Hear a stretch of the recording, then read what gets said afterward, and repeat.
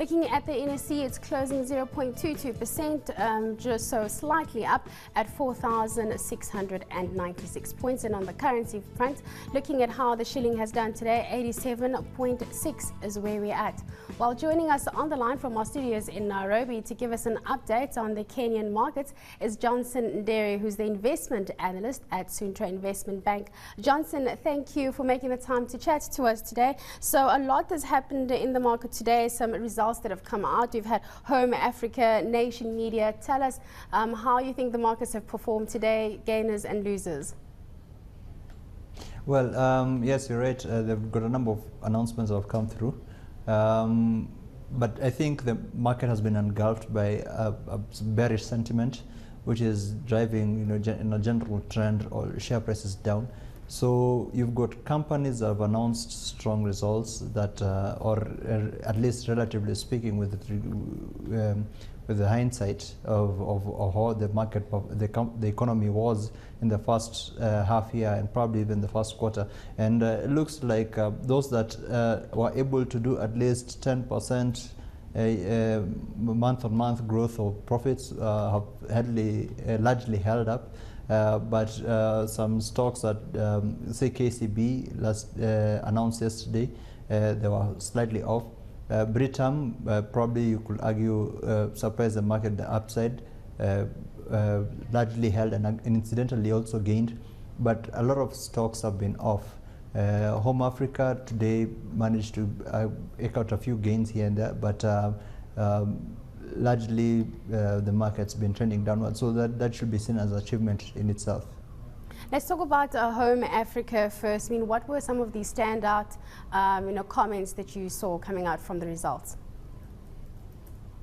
Well, the thing for Home Africa, they undertake long-term projects, at least 3-year projects with developments. As at the time of listing, they already had 4 ongoing. One probably of the 4 was advanced business plan. The other 3, they actually own property which they would like to develop. And year on year, all those will bring through gains. And part of the financing method is through pre-sales, so they can book profits on those from the implied pre-sales. So I don't think it was too you can't say it's surprising too much, because that's the nature of the real estate sector.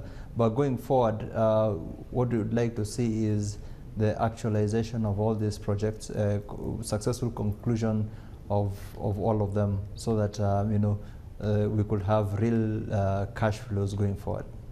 Now, you said that the markets were a bit bearish today, but looking at a stock that's been performing quite well, not bearish at all. KCB, I know it came out yesterday, and it's been a standout in terms of looking at its peers. If you look at Equity Bank, it's still standing out, and it's very interesting to see, because it looks as though the local banks are still outperforming the foreign multinationals, such as the likes of Barclays and Standard Chartered. Why do you think that is?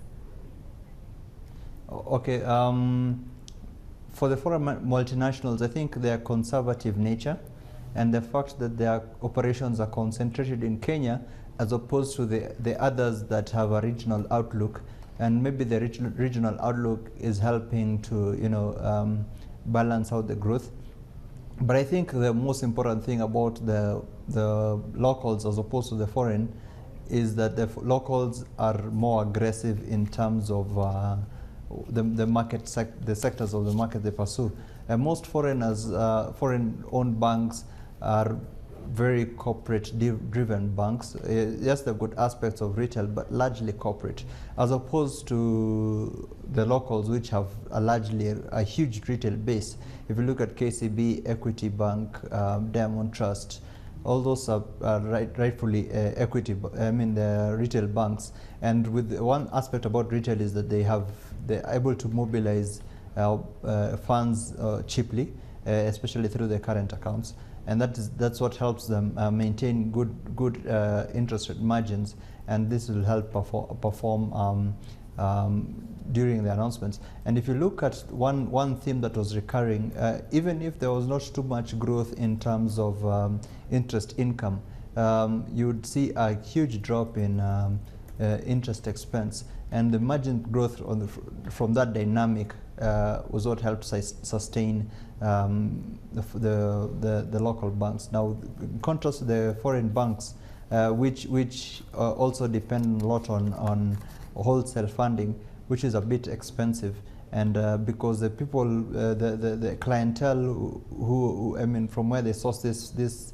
funds are able to negotiate very well. Therefore, movement on the interest expense drop was not as marked, and therefore perhaps that's why you had a better performance from the local owned banks.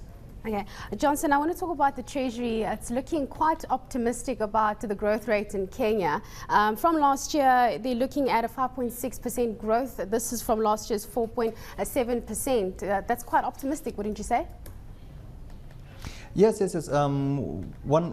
One area they think they would be growing in strongly is infrastructure spending, that and agriculture, largely because of the rains. And they also talk of improved export, and that this is largely as a result of opening up the ways in the all the initiatives at the coast. However, for me, I think I'd be a little bit more cautious, largely because I think for me the growth that matters is the growth that arises from the private sector, and for me, there's my primary concerns will be the effects of taxation, because that has gone up this year, both on consumption side and investment side, imports as well. Everything carries now 1.5% levy that's supposed to go into financing the railway development. So I think there are concerns there because that could dampen demand and hurt production as well. So I'll be a little bit more optimistic, but I can see pessimistic than they are, but I can see where the optimism comes from. Now, Johnson, I want to talk about the energy sector. I have the Energy and Petroleum Secretary today who confirmed, or rather yesterday, who confirmed to some journalists that the new law that will be governing the energy rules will only be finalized in November.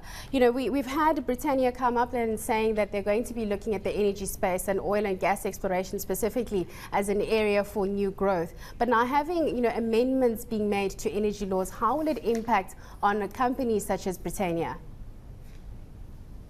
I think for that sector, because it's in the resource sector, I think one of the things investors will take into account is the earlier cancellation of previous developers, say Cortec and Niobium. I think that will be a concern for them. They will seek assurances that that will not happen again.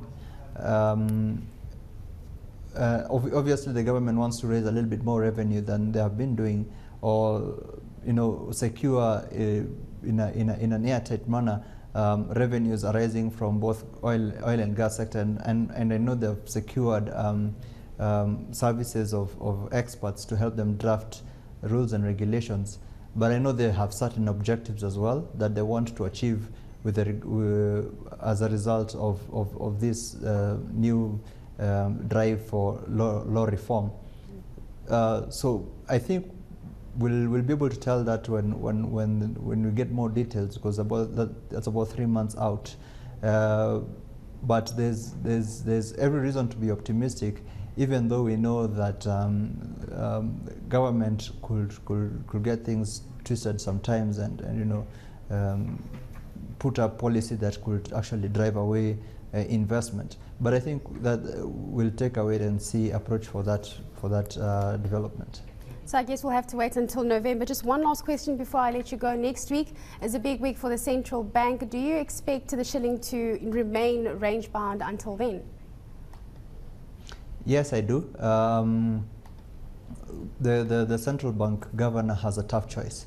Globally, we've seen emerging and frontier market currencies tumbling down, the Brazilian real, the Indian rupee. I think even the South African rand has come under pressure. And that's a concern for us because, you know, with the Syrian conflict and oil is going up, oil prices are going up, you don't want to weaken the currency at this point because that will create a scenario where, you know, that can be inflationary in terms of production and that can affect productivity in Kenya. So they will probably want to maintain strength of the shilling. At the same time, they don't want to strengthen it too much because then that will mean interest rates, pushing interest rates upwards in a scenario where VAT or basically taxation in general has just gone up, making dampening growth again. So I think for the central bank will seek to maintain hold it steady, at least up until the Kenyan Eurobond is issued, and there's a lot riding on that. But I think that's what everybody is waiting for, government and private sector combined.